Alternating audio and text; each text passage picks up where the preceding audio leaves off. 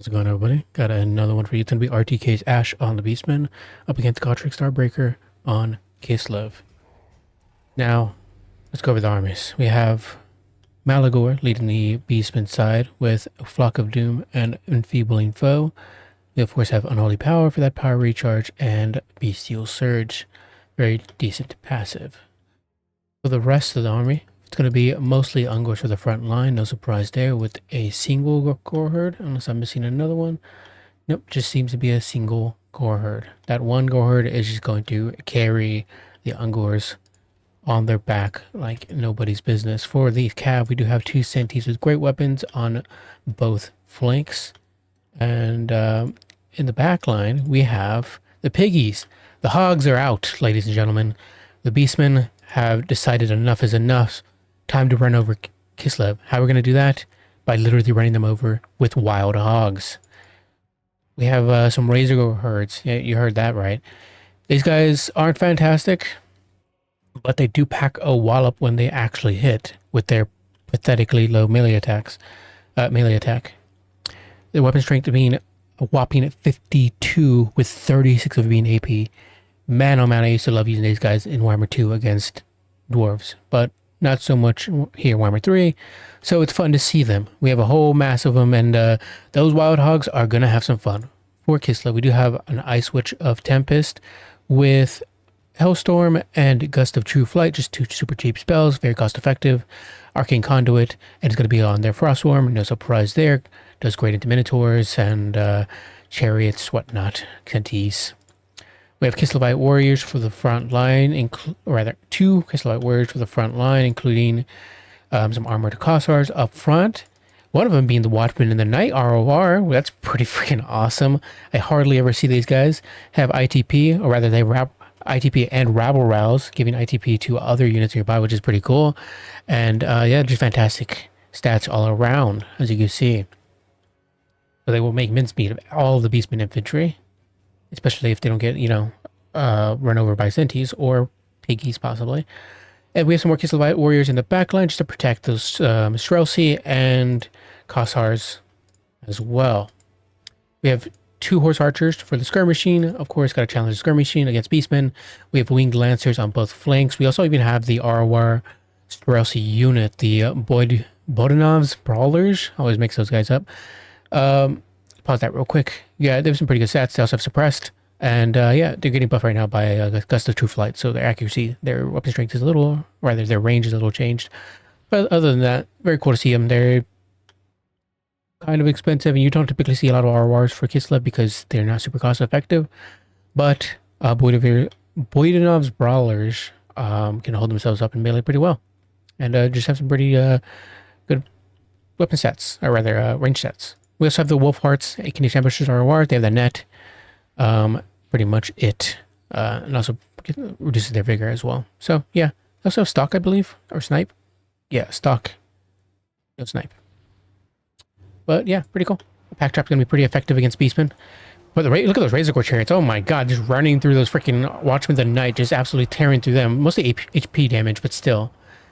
Armored Kossars gonna need some volleys, and Kislevite Warriors are gonna try to screen out a lot of these Ungors. The Watchmen of the Night, oh my god, just being absolutely butchered by those freaking I don't even know what just happened there. My god, was it the piggies? The piggies got in there, or is it the Razor Core Chariots? The Razor Core Chariots, I suppose, are still piggies. Either way, we get a nice little bombardment there from the Kislev side. Borderver's Brawlers get a nice volley into those piggies, but then just ends up rampaging them, and now they get into that juicy little engagement there in the Kislev back line.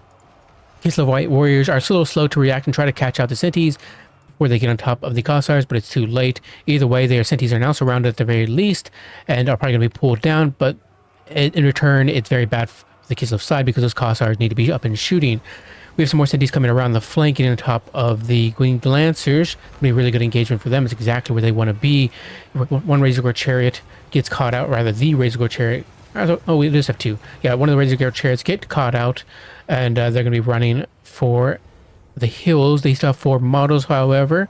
The Wolf Hearts get run over by the Razor Core Chariots. Razor Core Chariots doing pretty well this game. What do we at here? 983 value on these guys. And what about the other one? Let's check out the other one. Where are they at? if I can find them. Over here, right, they're the one running away. We have, if I could get that things going, 449. Yeah, doing pretty decent work there. Just running through the Kislev front line, making its meat of them. We have another rear charge from the piggies come in there on the Kislevite warriors, though it was fairly limp and barely did any damage, in fact. But the Kislevite warriors are going to support their other brothers and surround those piggies. Hopefully, stick them on their halberds and finish them off. The Warhammer Coster is being hit by Flock of Doom. Of course, Malagor is just going to love casting those Flocks of Dooms in the air. Sentis get finished off, or rather routed off, but leaving the piggies to have to deal with the putting off brawlers all on their own. However, we do also get a Hellstorm coming in here on the Ungor Spearman. Doing okay there, not too bad there. Barely chipping away at the Razorgore. Unfortunately, the burden of brawlers are taking quite a bit of damage at the moment, and we're probably going to be finished off here if they once the Razorgore chariots and Malagor come in and probably rout. But their leadership is holding for a little bit. We're up at 23 leadership, so they might be able to stay stable. Of course, archers continuing to try fire in, but the cities catch them out, so they are going to be dispatched very quickly. Razorgore herd are rampage out of control and don't get any orders for some reason, and then they immediately start rampaging in to the rest of the wolf hearts. The wolf hearts being sent packing. Did they even get to use any of their net? They did. They used 2 of their nets. I ought to catch those out with some cinematic replays. I'll throw those in later. But Sentis tried to narrowly mostly dodging out of that damage from the Hellstorm. We're going to go after the Costers, but decided that's a bad idea and going to try to finish off this Kislevite warriors who are holding back these Ungors. We have some more Sentis terrified thanks to the Frost Worm. And what is she going to go around doing? She's probably looking for something engaging, probably trying to shut down. No, she's just fishing around, seeing what she can find. Right now, she's just going to finish off this Ungor and possibly those Razorgore herd. The unfortunate part is that all the backline is pretty much just gone for the Kislevite side, so all we have is the Ice Witch. Burden of Brawlers are not going to come back. The Wolf Hearts are shattered.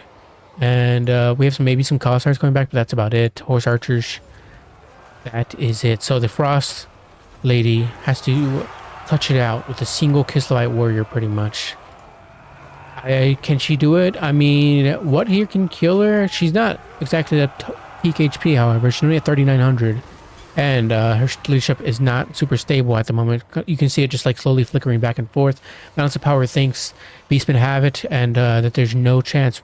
Or rather, past Balance Power thinks that Kislev are going to have a hard time coming back from this, and I believe it's so. But issue is that the Ungors are just going to have to bunch up around, or they don't have to, but Hellstorm is just going to do fantastic work, just finishing off those Ungor very, very easily. And Sentis are extremely beat up, so Sentis, your AP,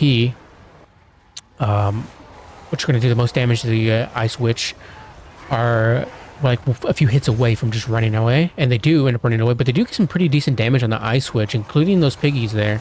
She does get that Unbreakable from the By Our Blood, and the Balance of Power is looking to go more into Kislev's favor, in Beastman's flavor, and I think that is going to be it for Kislev, though who knows? The only reason I'm saying that is because By Our Blood is about to end, and once it does end, I'm worried about whether or not her leadership will stabilize.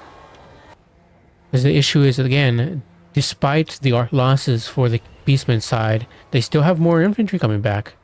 And yeah, there we go. As soon as I said Fireball ended and Ice Witch packed it and went on home. The overwhelming amount of piggies was too much for the Ice Witch. She had never seen that many wild hogs in her day and didn't come prepared for it. For Malagor, we do have 908 in terms of value there. You know, Flocks of Doom, just extremely valuable. Everything else, Ungor, we don't need to check those guys. Gorher did okay. Sentis obviously had a decent day. One of them, or two of them, I guess, had around 900 to 1,000 value. The other two, nothing too much to show. But I really think the Chariots were the just breadwinners here. I mean, both of them picking up a couple chevrons. Obviously, they don't mean too much, but I never see chariots pick up any chevrons ever, which any value at all. The Razor chariots have just been doing fantastic lately. I've been seeing them so often. It's pretty incredible. But yeah, I mean, 1754 and 716, they kind of rolled dirty all over Kislev. And I don't know if it's just like a flex on Beastman's side to just say like, hey, look, we have chariots too that aren't getting nerfed and are actually getting buffed. So how about that? You know, we can put some chariot work in too. And I mean, they freaking did because wow. And I can definitely see Razor chariots obviously doing a lot better in this matchup than bear chariots would. Obviously, bear chariots are still good. It's just like you're bringing bear chariots against an extremely speedy faction, which can surround your bear chariots with senties with great weapons extremely easily, or minos. Like, obviously, you don't want minos surrounding them. You preferably want senties around them, but still, the point is that Beastmen will catch out those chariots. Will have no issue doing that, especially considering they're not as they were from like main launch, or I guess from the past year, because they were that much of a problem for so long. But yeah, piggies, the most important part, obviously, of this video, 1162 on a Razor Horde. My God. I mean, I'm extremely proud to see those freaking piggies do so well. That is super fun. They just had an absolute field. They just prancing around through the Kislevite frozen ground, running through and stabbing from Kislevite warriors with their tusks. I mean, just so much fun. I mean, I can't imagine it's actually fun being a Razor, but still, when you get to run somebody over with your tusk, I can imagine that's brightens up your day a little bit. But an Ice Witch, what is she looking at? 1643. Pretty nice. Yeah, exactly what I would expect. At the very least, always like 1500 plus to a 2000 value on the Ice Witch, especially when she's on the Frostworm. Kislev Warriors, they did all right as well. 231, 192. Yeah, oh my God, the Watchman in the Night, 190 freaking 2. That is incredibly bad. But yeah, I mean, you saw what happened to them. Just those Razor chariots just laughed all over the elite infantry. Obviously, in a competitive game, you wouldn't see the Watchmen in the Night, but it's so sad to see them actually finally come out and they just get run over by chariots. Then again, I probably wouldn't ever bring the Watchmen in the Night against Beastmen, no matter if it's competitive or not.